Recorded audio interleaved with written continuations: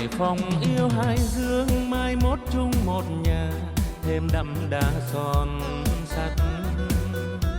Hải Phòng có biển xanh, Hải Dương cánh đồng lớn, gần nhau bao mến thương.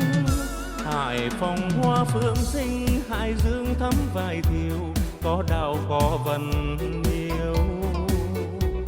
Hải Phòng có Đồ Sơn, các bà đầy thương nhớ, cảnh đẹp giàu nên thơ.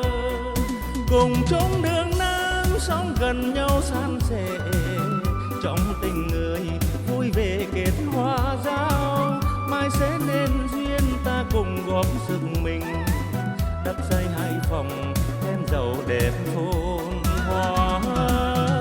Hải Phòng yêu Hải Dương, vương bánh gai ngọt ngào, hương mặn mà nước